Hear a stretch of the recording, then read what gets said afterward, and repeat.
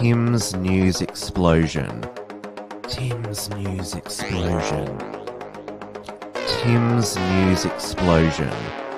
Tim's News Explosion. Tim's News Explosion. Tim's News Explosion. Tim's News Explosion. Tim's News Explosion.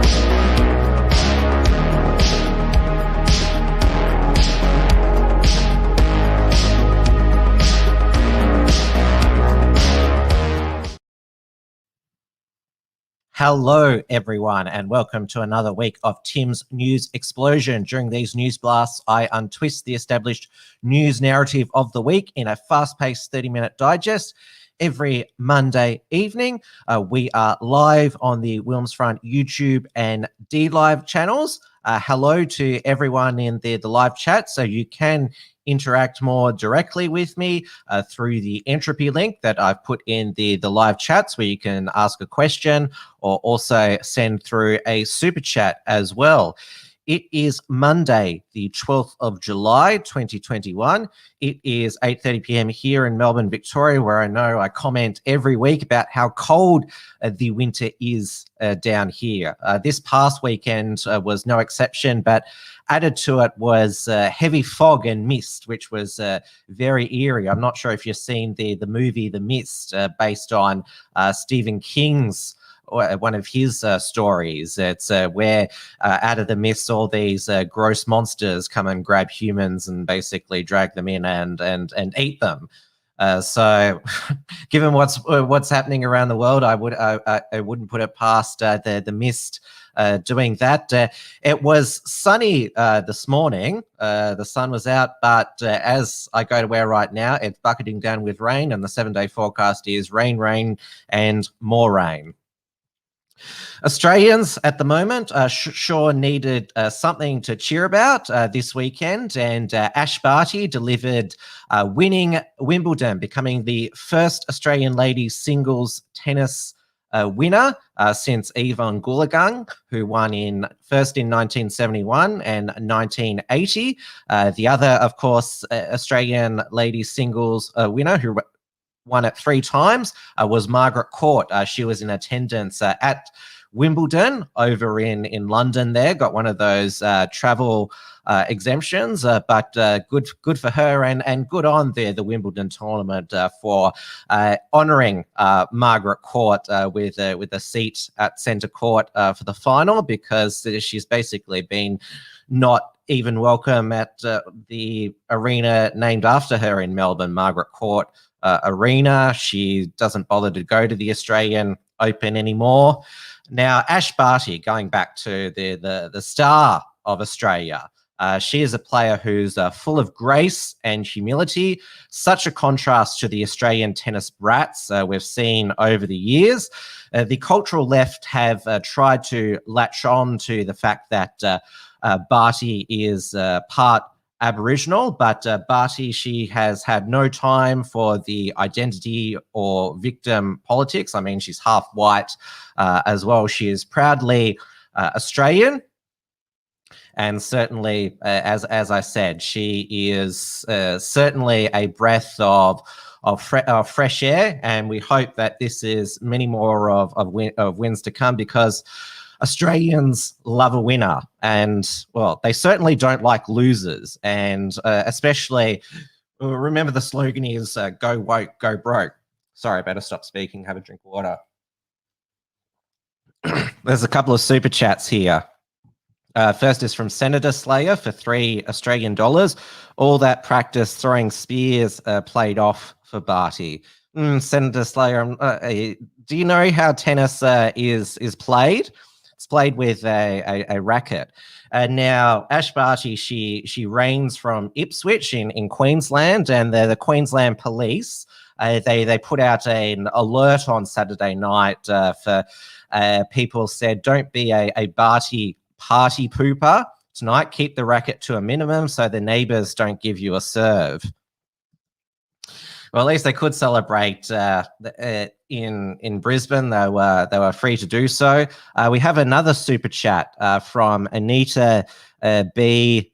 J. Now, $3 Australian. What are your thoughts on the state border closures? I assume that Anita is talking about the New South Wales Victoria border closure. Well, the thing is, if the Sydney cases start coming down here to Melbourne, then we're going to get locked down. So the border closures is the only way that I, as a Melburnian, are going to continue to be free. But there's already some cases that have made their way down to Melbourne, so we'll see what happens there. But going back to I was about to comment on how Australians don't like losers and don't like woke losers. Now, the corporate Australia slogan is "Go woke, go broke." It's also "Go woke and lose." The Australian cricket team in the Caribbean took the knee for a terrorist organisation in Black Lives Matter, which stands for Burn, Loot, Murder,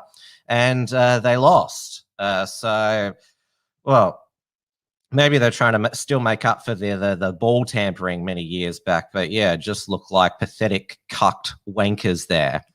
And now the Ash Barty Wimbledon win wasn't the only major international sporting contest on the weekend. There was the Euro 2020 final at Wembley Stadium on Sunday, played in 2021, England versus Italy.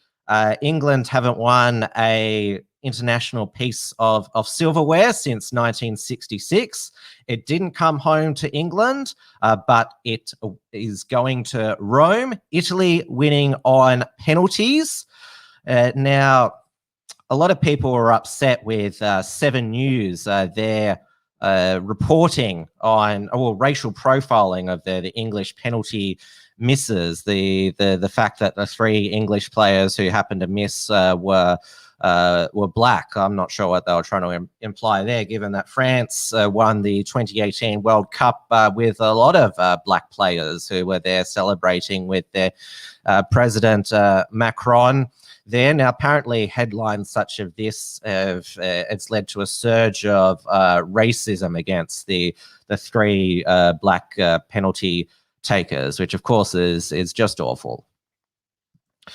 But obviously Melbourne has a huge Italian community centred around Lygon Street. Lygon Street has suffered quite a bit with hospitality closures due to the 4 lockdowns, but it came back to life this morning.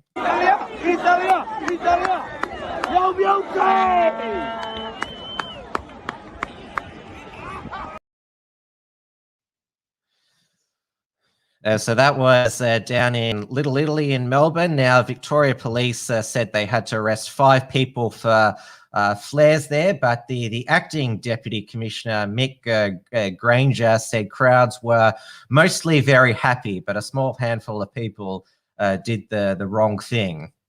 It's really dangerous flares. People can get severely hurt. So that's the sport update there.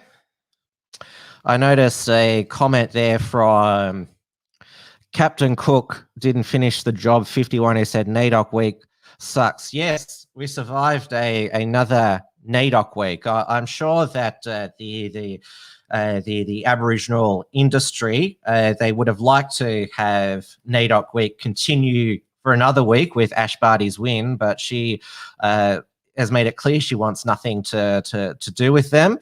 NAIDOC week, of course. What are the other ones that we have? Reconciliation week. There's all these different ones. What is it? Sorry Day. There's so many of them. It's hard to keep up.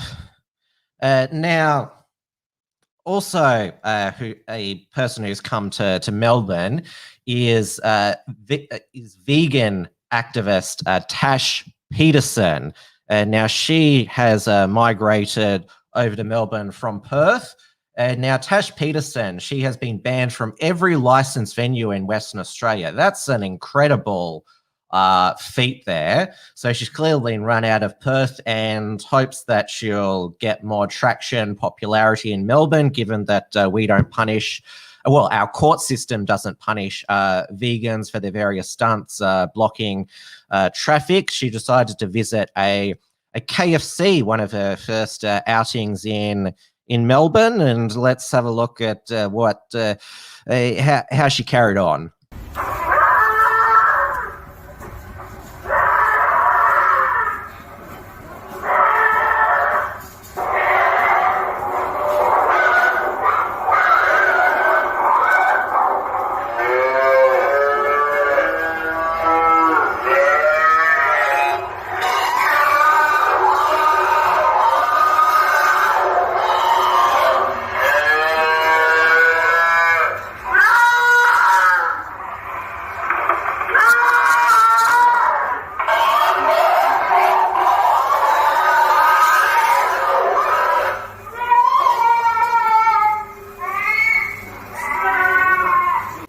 Say KFC.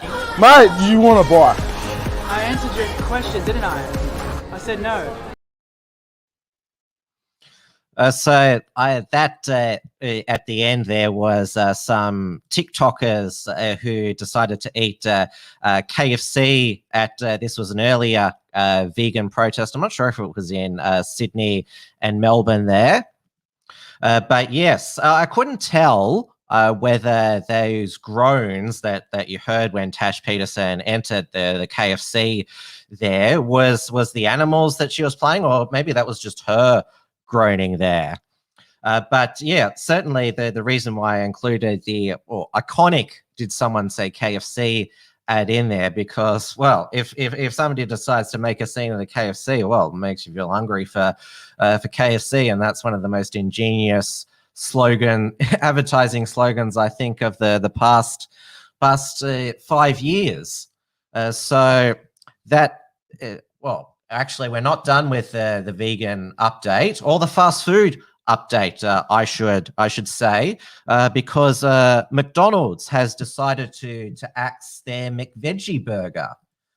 So I didn't even know that they had this on the menu here. So the fast food giant quietly pulled its McVeggie burger less than 2 years after it was first introduced because not enough people were buying it.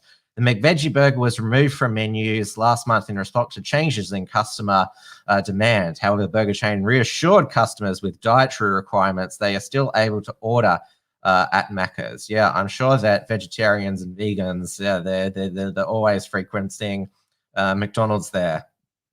And now this is interesting here. The McVeggie burger, which was introduced in January 2020 due to increasing consumer demand for healthier fast food options.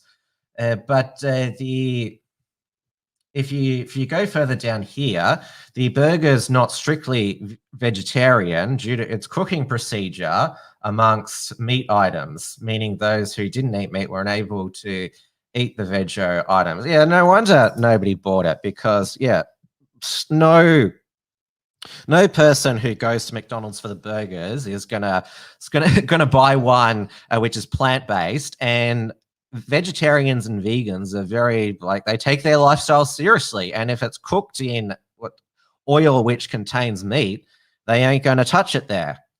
Okay, so that's the sport and vegan update. Now going on to, well, we thought that Pride Month, the whole month of LGBT Pride celebration was over, but of course the LGBT agenda never ends, and the radical activists, they're becoming way more open with what they're wanting to do. And this was the San Francisco's gay men's choir, basically just singing and saying out loud what they want to do. But you're just frightened. You think that we'll corrupt your kids if our agenda goes unchecked. Funny, just this once, you're correct. We'll convert your children. Happens bit by bit, quietly and subtly, and you will barely notice it. We'll convert hurt your children. Someone's gotta teach them not to hate. We're coming for them. We're coming for your children.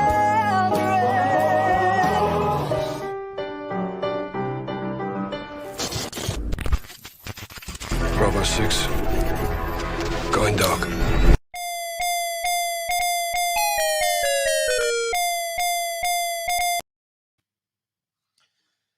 So that was them there.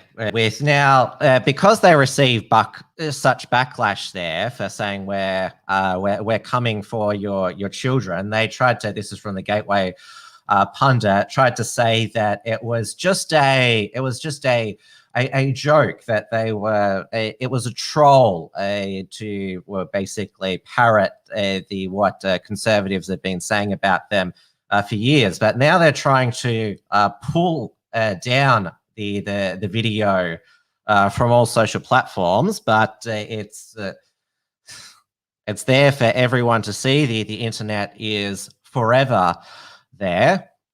And now, of course, in California, that is, well, it's degenerate central there. It's also basically criminal central as there, because they've decriminalized what they term petty shoplifting, less than the $900 there. It's going down the toilet there. But the state of Victoria, where I live, has been long on the road to California. And so Premier Daniel Andrews on Sunday was there in St Kilda to open up a complete waste of space and money, the Victorian Pride Centre there. And there you can see with the rainbow mask, Health Minister Martin Foley, because he was formerly the Minister for Equality, member for Albert Park. The St Kilda Pride Centre is in his electorate there. And well, certainly the persecution of dissidents to the LGBT agenda has well and truly begun in Victoria, with Senator Slay Neil Erikson, who posted the super chat before, has he looks like he'll be going back to prison after his 1 month sentence for disturbing Islamic prayers at Federation Square.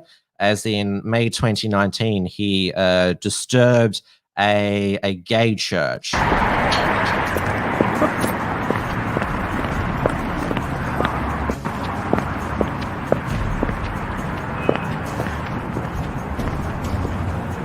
at that shit. Look at that shit. Faggots. Alright, let's go. We want to worship God here. And you marry sodomites. Faggots. Would you please leave? Would you please leave? Would you please leave? I'm just saying that Please leave. aren't bad. Here we got these Christians touching. Don't touch me. You just touched me. You just touched me. Hey, don't touch me. Don't touch me. You just touched me. Don't touch me. Buddy, go! Go! Go now! Don't touch me. I haven't touched you! Go! You just touched me. Shoved him! I saw you shove him! Yeah, he's touched me in the stomach. You are in our premises. Leave! Leave! Leave! Don't say no to me! Leave! No, you can't touch me. Leave! I'm not touching you! I'm telling you to leave! Invading our space. Leave! Sir, you are invading our space in the ribs. Leave! No, I'm not leaving. Call the police. I want to assault charges put on this. We have called. Yeah, good. I'll wait for the police.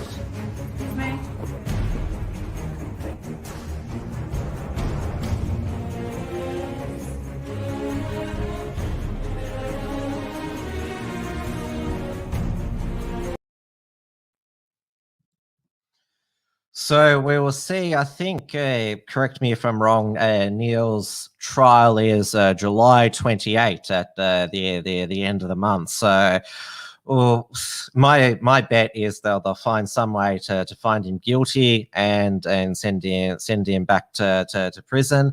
The Victorian Parliament is considering an amendment to the Racial and Religious Tolerance Act, which would criminalize homophobia and trans phobia. So that's all they could get Neil on for that disturbing religious worship there. So that's am I done with the LGBT update there? Yep, we're going to global news now. And, well, the reign of communist terror in Cuba might be over, because there's been spontaneous protests on the streets of Havana.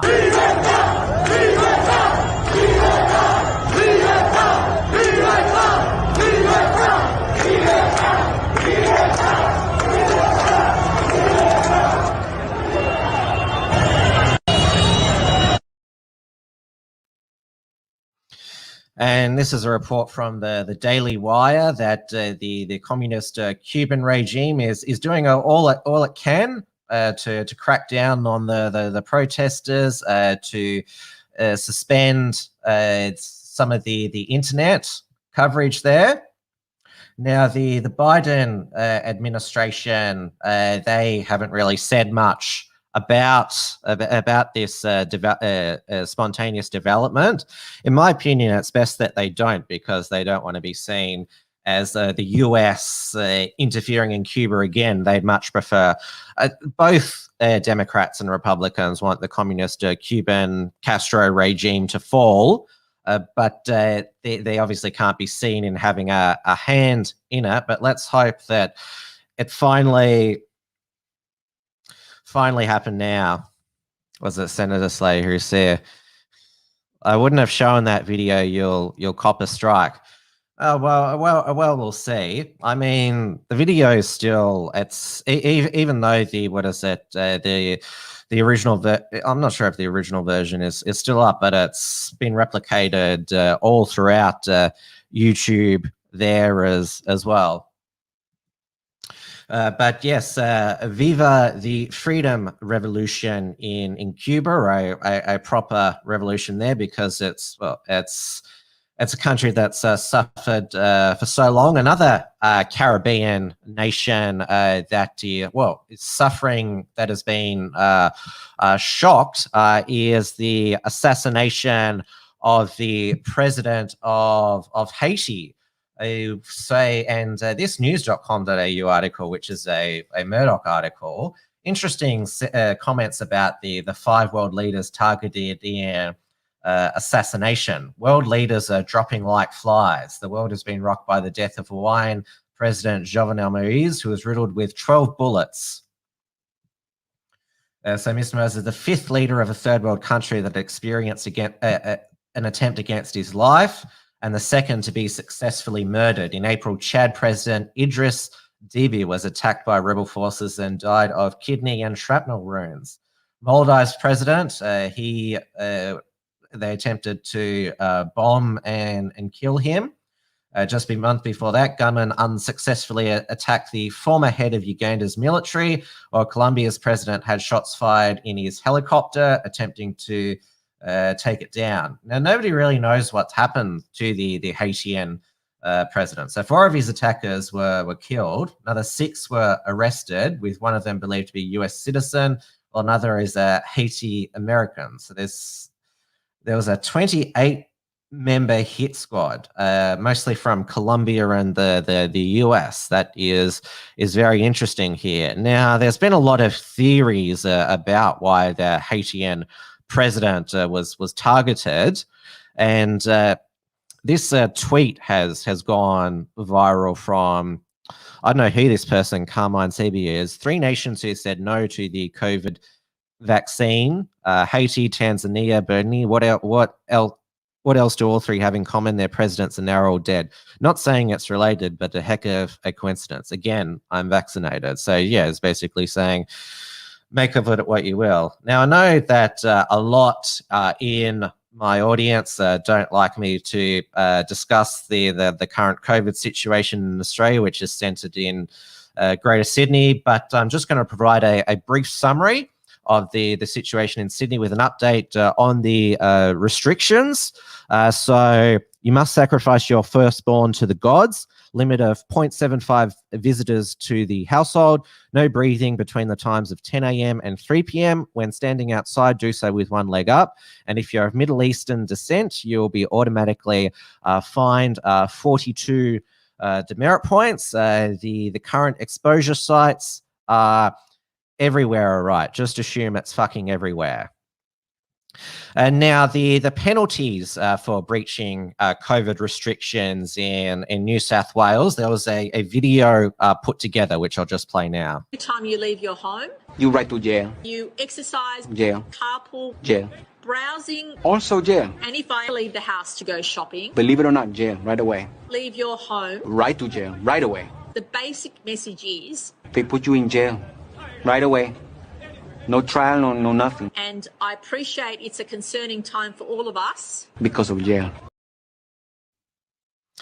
Yes, so basically, try to go outside the home. There's a strong likelihood you'll be arrested and go straight to jail, especially if you engage in non-essential shopping. We will absolutely be doing that, and the question will be asked is, what's your reasonable excuse for being here? You don't need that pair of shoes today.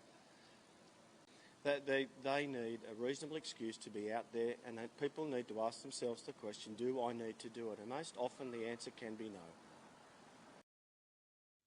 I wonder if buying, red shoes is considered essential, because who's to judge about what type of shoes that you need to get?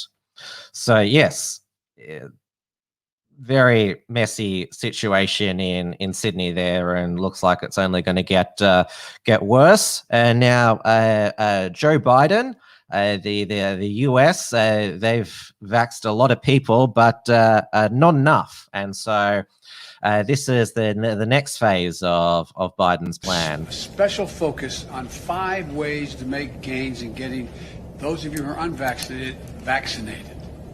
Because here's the deal. We are continuing to wind down the mass vaccination sites that did so much in the spring to rapidly vaccinate those eager to get their first shot and their second shot, for that matter, if they needed a second.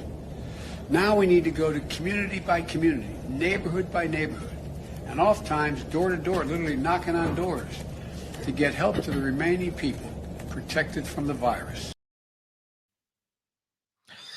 And now Biden also, he's still on schedule for withdrawing the final US and coalition troops from Afghanistan, the war that's been going for close to 20 years. The final US withdrawal will be on September the 11th, the 20th anniversary of the 9/11 attacks. And Biden, he said that the initial objective of the war of Afghanistan was achieved many years ago. We went for 2 reasons. One, to bring Osama bin Laden to the gates of hell, as I said at the time. The second reason was to eliminate al-Qaeda's capacity to deal with more attacks in the United States from that territory.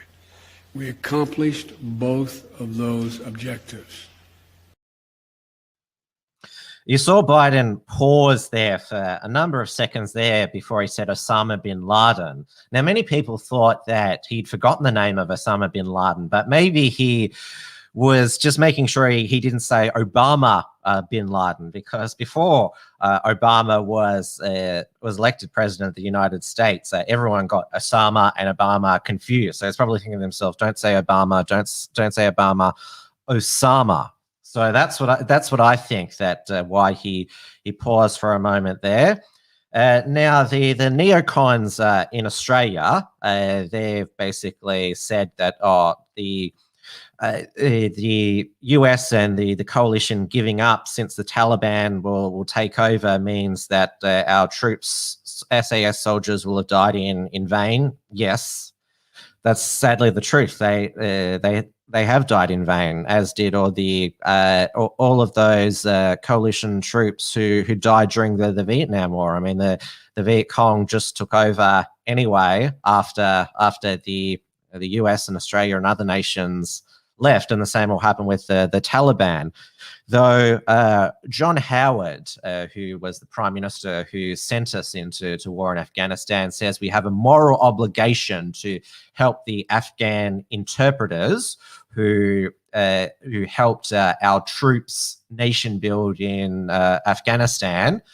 Now, I guess this is the same argument why we had a moral obligation to accept all the Vietnamese boat people after the fall of Saigon, after the Vietnam War. But you've also got to remember the fact that a lot of our Australian SAS soldiers were murdered because Afghans turned on the coalition troops there. They were secret Taliban plants, and just one night turned on them and shot them all dead. So if they are to be let in, the Afghan interpreters, very high screening of them to make sure that they're not double agents there.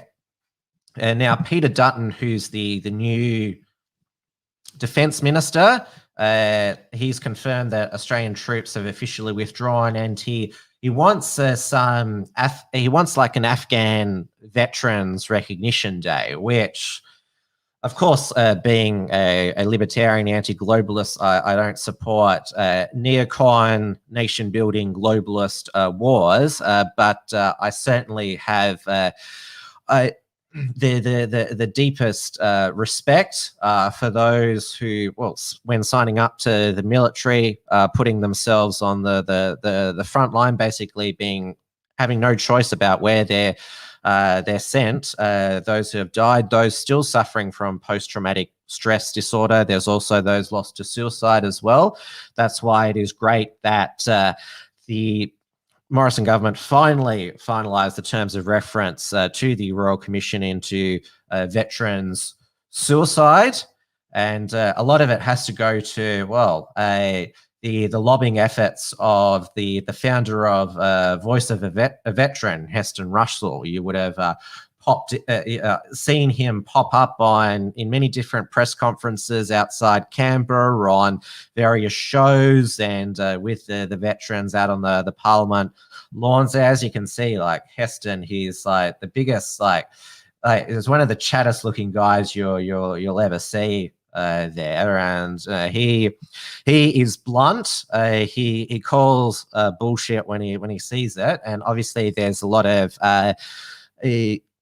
families who've lobbied for this Royal Commission, but certainly Heston has really done the strong arming of the government there. So well done to you, Heston, there.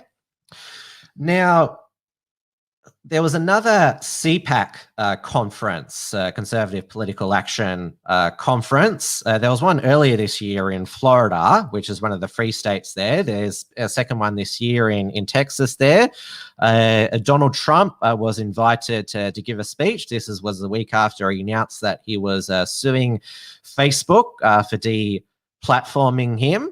Now, the theme of CPAC 2021 is America Uncancelled. Well, unless they're Americans that are too patriotic for CPAC, such as Nick Fuentes, who held his own America First Uncancelled conference. And this was one of I believe this was one of the videos that was played at the CPAC conference. The radical left is trying to steal America. Creeping socialism, more aggressive gun control, sex changes for children. In the Republican Party, we won't stand for any of that for another 5 years. That's right. We don't put up with the left's radical agenda until they start to contradict it. And then we adopt it to totally own them by saying, I'm a better liberal than you are. See, I own you. And I believe that's also a video used at the Turning Point USA SAS Summit there. And that video was created by ex-liberal communists who now claim they're conservatives and have done the rounds on the Rubin Report and Candace Owen show and all that. So that's basically the summary of the second CPAC of 2020 there. I'm out of time. Thank you everyone so much for watching Tim's News Explosion again. I'll be back with another News Explosion 8:30 p.m. next Monday evening. I'll next see you 8:30 p.m. Melbourne time on the Wilmsfront channels Thursdays for Wilmsfront featured interview program. I'll be speaking with a representative of the Friends of Science in Canada, because they've had lots of wildfires there, which have been blamed on climate change. Of course, a lot of them are arson. So, and also the state of freedom there in Canada, because organizations such as Friends of Science are being censored like crazy. So thank you so much, everyone, for being part of the show. I'll see you next week. Tim's News Explosion. Tim's News Explosion. Tim's News Explosion. Tim's News Explosion. Tim's News Explosion. Tim's News Explosion. Tim's News Explosion.